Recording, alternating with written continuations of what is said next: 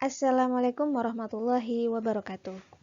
Alhamdulillah, pada kesempatan hari ini saya ingin membagi ilmu pengetahuan tentang salah satu hal yang sangat penting pada masa sekarang. Apa itu?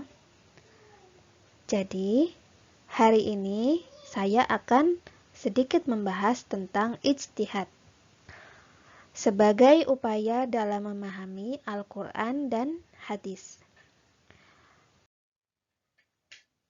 Nah, apa sih itu ijtihad? Jadi ijtihad itu berasal dari dalam bahasa Arab yang berasal dari kata ijtihada yajtahidu ijtihadan, yang artinya apa?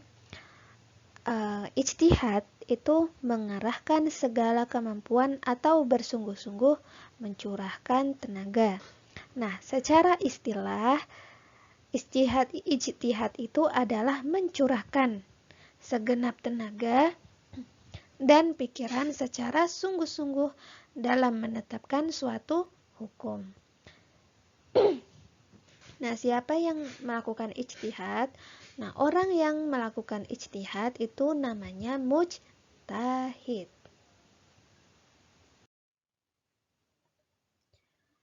Kira-kira siapa sih yang boleh berijtihad? Nah, ada beberapa kriteria yang harus dimiliki oleh mujtahid yang berhak berijtihad. Yang pertama, orang tersebut memiliki pengetahuan yang luas dan mendalam. Cerdas ya, pintar, akhlak dan sebagainya. Kemudian yang kedua, memiliki pemahaman mendalam tentang apa? Tentang bahasa Arab, ilmu tafsir, ushul fikih. Jadi usul fikih itu ya asal-usul suatu hukum ya. Dan tarikh atau sejarah. Karena memang ijtihad yang dilakukan itu pasti tidak akan jauh dengan Al-Quran dan Sunnah. Dan Al-Quran dan Sunnah itu menggunakan bahasa Arab. Jadi harus memiliki kemampuan bahasa, ilmu tafsir, usul fikih, dan tarikh.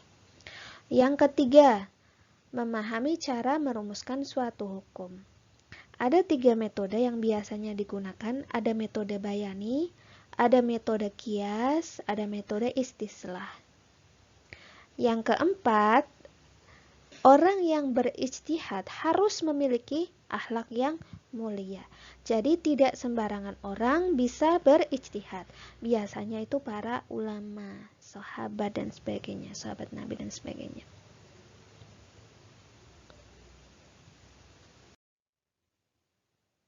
Bagaimana kedudukan dalam Islam? Ya, jadi ijtihad itu memiliki kedudukan yang sangat penting dalam kehidupan kita. Nah, kedudukannya itu sebagai sumber hukum Islam setelah Al-Quran dan hadis. Jadi sumber hukum Islam yang pertama itu adalah Al-Quran. Setelah Al-Quran baru hadis. Setelah hadis adalah ijtihad. Nah, ijtihad ini dilakukan dalam kondisi apabila ada suatu persoalan, ada suatu masalah yang tidak ditemukan hukumnya di dalam Al-Quran dan hadis. Maka dari itu dibutuhkan ijtihad.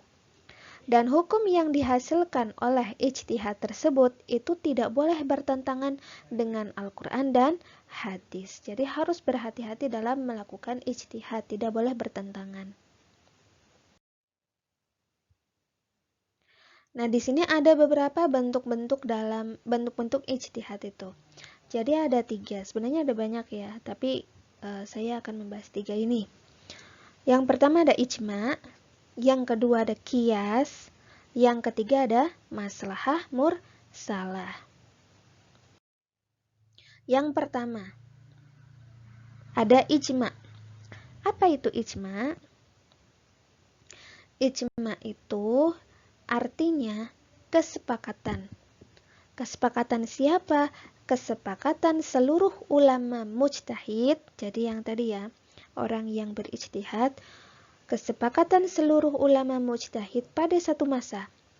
Masa kapan? Setelah zamannya Rasulullah atas sebuah perkara dalam agama. Jadi ijtihad itu dilakukan setelah Rasulullah meninggal dunia. Baru dilakukan ijtihad. Karena memang dulu itu pada saat Rasulullah masih hidup kan, kalau ada suatu persoalan itu langsung tanya kepada Rasulullah. Tapi setelah Rasul meninggal, maka diperlukan adanya ijtihad. Jadi ijtihad itu dilakukan setelah masa zamannya Rasulullah.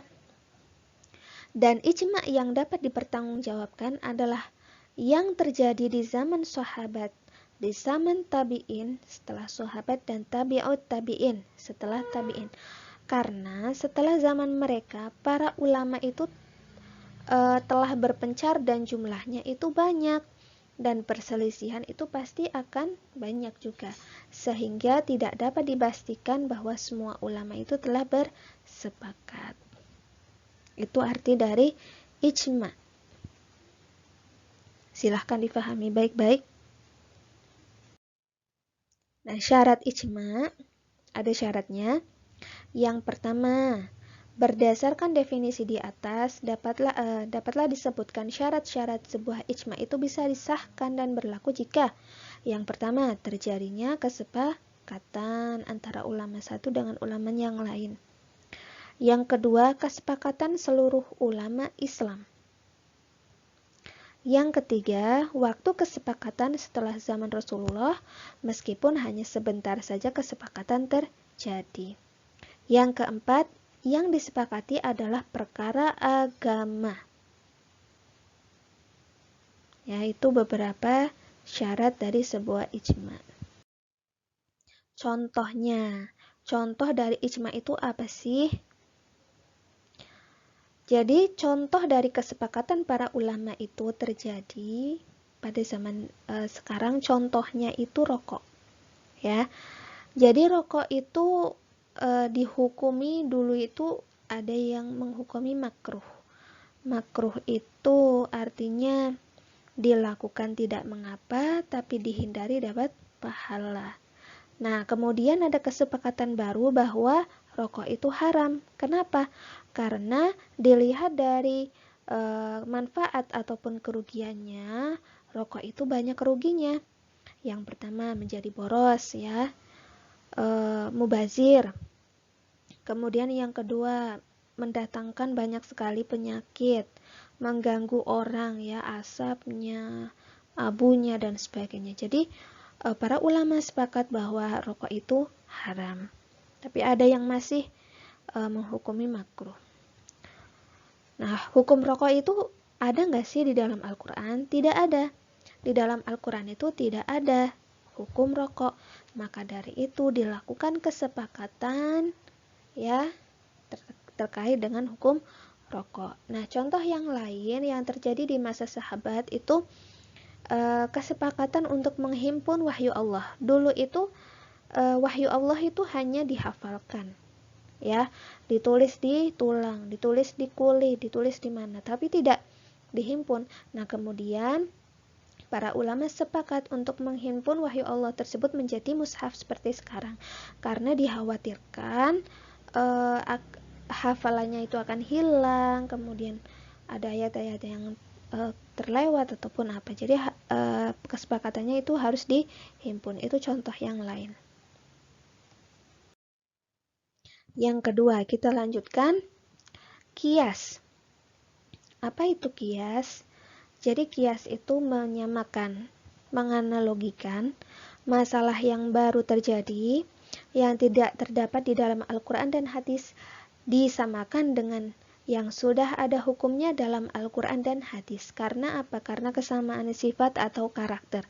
Jadi menganalogikan, menyamakan masalah yang terjadi yang tidak ada di dalam Al-Quran dengan masalah yang ada di dalam Al-Quran karena kesamaan sifat ataupun karakter ya. Contohnya seperti di dalam Al-Quran itu ada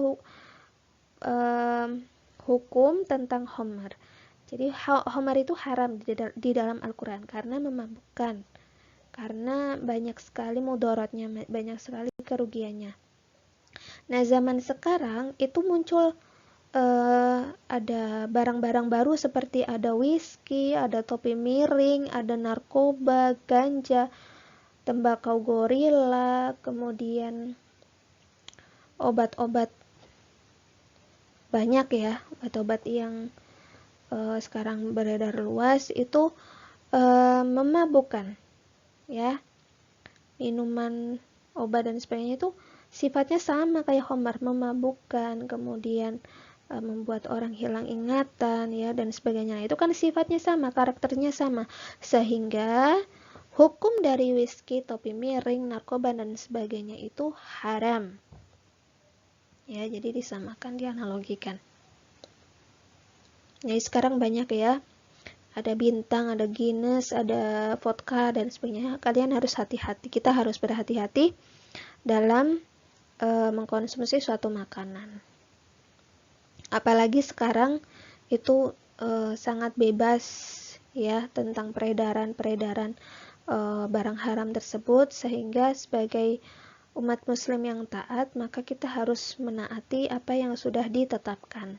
Jadi kita tidak boleh minum ataupun makan yang sudah diharamkan dalam Islam. Yang terakhir, ada maslahah mursalah. Nah, apa itu maslahah mursalah? Jadi maslahah mursalah itu penetapan hukum yang menitik beratkan pada kemanfaatan suatu perbuatan dan tujuan hakiki, universal terhadap syariat Islam. Jadi hukum itu ditetapkan ketika manfaatnya itu besar ya, manfaatnya besar, kemudian tujuannya baik, universal terhadap syariat Islam. Nah, contohnya seperti ketika seseorang itu merusak barang, maka seseorang itu wajib mengganti atau membayar kerugian atas kerugian kepada pemilik barang karena kerusakan di luar kesepakatan yang telah ditetapkan. Ya, contoh yang lain tentang maslahah mursalah, seperti pembuatan akta nikah ketika ada seseorang yang menikah, kemudian mendirikan masjid, kemudian ada KTP, ada SIM, ada apapun itu. Jadi hal tersebut dilakukan karena manfaatnya luar biasa, manfaatnya banyak untuk umat Islam, umat manusia dan sebagainya. Maka terjadi penetapan hukum tersebut, boleh dilakukan. Nah, mungkin untuk latihan ya, coba cari contoh lain dari ijma, dari qiyas, dan maslahah mursalah itu, sehingga kita bisa lebih memahami bahwa apa yang dilakukan oleh para mujtahid itu sangat penting untuk kelangsungan hidup kita, sehingga kita itu